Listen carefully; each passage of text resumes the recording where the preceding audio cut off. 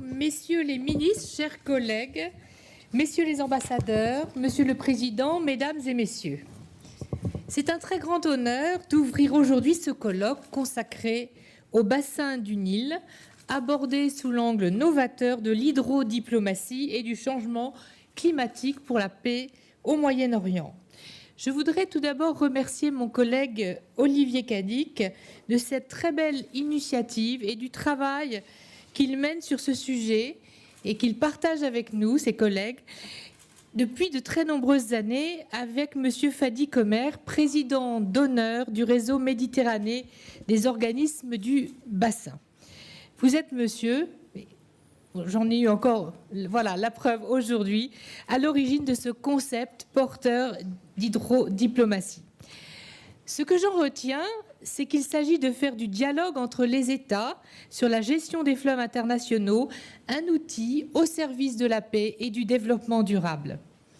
Messieurs les ministres, messieurs les ambassadeurs, monsieur le président honoraire du Conseil mondial de l'eau, monsieur le président de l'Académie de l'eau, votre présence aujourd'hui témoigne de l'importance de cette rencontre et laisse augurer du haut niveau de débat passionnant qui va avoir lieu à la suite des échanges que nous allons avoir cet après-midi. Permettez-moi aussi d'adresser un salut tout particulier à notre collègue Pierre-Yves Colomba, qui s'est rendu plusieurs fois en Éthiopie en tant que président délégué du groupe d'amitié France pays de la Corne de l'Afrique, et vous parlera de la mission d'études à laquelle il a participé en septembre 2013 sur le barrage de la Renaissance. Je voudrais excuser par ailleurs notre collègue Christian Cambon, président de la Commission des Affaires étrangères, de la Défense et des Forces armées, qui devait clôturer ce colloque, mais qui est retenu cette semaine à l'ONU. Ces sujets sont aussi une affaire de spécialistes et de techniciens. Donc je voudrais saluer également la présence du Global Water Partnership, de l'Institut de prospective économique du monde méditerranéen, de l'Institut français d'analyse stratégique, de l'Académie de l'eau, du Réseau international des organismes de bassin et enfin du Conseil arabe de l'eau qui, je crois, a tenu au Caire très récemment le 4e forum de l'eau dans les pays arabes. L'intitulé choisi, Sharing Water, Sharing Destiny, donc partager l'eau, partager notre destin, résume assez bien, je trouve, l'approche privilégiée d'une coopération à l'échelle régionale pour une stratégie gagnant-gagnant telle qu'elle s'exerce dans le cadre de l'initiative du bassin du Nil, dont nous parlerons en particulier lors de la première table ronde consacrée au processus politique mis en œuvre dans le bassin du Nil pour réduire les tensions liées aux problématiques de gestion de la ressource en eau entre les pays riverains. Le bassin du Nil est le 3e plus grand bassin versant du monde, après ceux de l'Amazone et du Congo, et le 2e d'Afrique.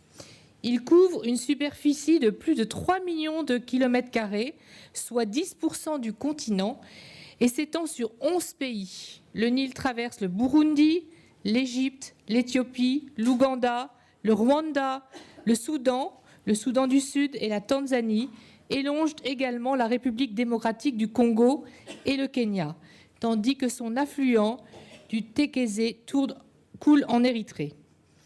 Le Nil, d'une longueur d'environ 6700 km, est issu de la rencontre à Khartoum du Nil blanc et du Nil bleu et se jette dans la Méditerranée en formant un delta au nord de l'Égypte.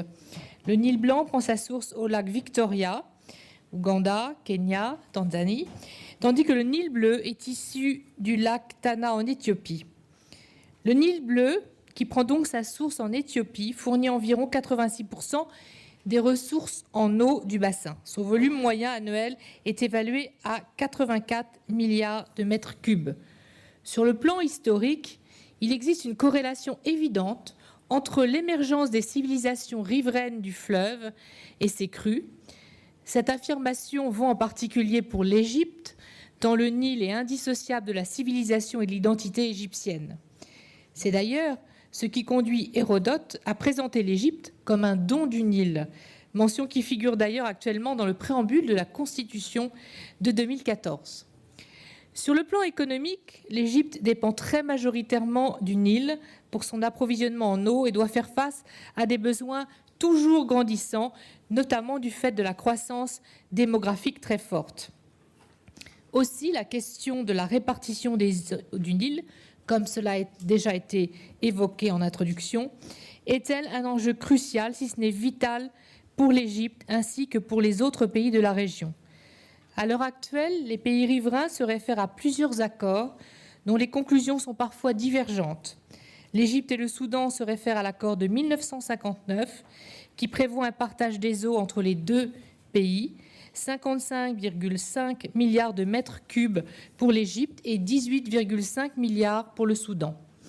Le traité donne également à l'Égypte un droit de veto sur tous les projets concernant le Nil. La mise en place de l'initiative du bassin du Nil en 1999, regroupant les 10 États nilotiques, a laissé poindre la nécessité d'une concertation plus large et d'une coopération organisée sur la gestion des ressources en eau du fleuve. En 2010, 6 pays de l'amont du fleuve, soit le Rwanda, l'Ouganda, le Burundi, la Tanzanie, le Kenya et l'Éthiopie signent un accord visant à remettre en cause le droit de veto de l'Égypte et son hégémonie historique sur le bassin et demandant une répartition plus équilibrée des eaux du Nil. Lors de la seconde table ronde, seront envisagées toutes les pistes permettant à la fois de pérenniser le dialogue et développer les coopérations entre les pays riverains. Sera examinée notamment l'idée d'une instance de concertation permanente afin que tout projet susceptible d'avoir un impact pour les autres pays riverains puisse être étudié à l'aune de l'intérêt régional du bassin. Enfin, s'agissant du développement des projets de coopération sur le bassin, le renforcement du rôle de l'IBN pourrait être l'une des pistes envisagées avec une mobilisation accrue des bailleurs. À ce sujet, vous le savez, la France a traditionnellement toujours défendu une stricte neutralité entre les pays riverains en s'attachant à favoriser la concertation et la coopération au niveau régional. L'hydrodiplomatie donne ainsi un nom à la position défendue de façon constante par la France d'un dialogue continu, d'une coopération économique renforcée, l'objectif étant à court et moyen terme de favoriser ce qui est si important, la paix et son corollaire qu'est la prospérité pour chacun des pays du bassin.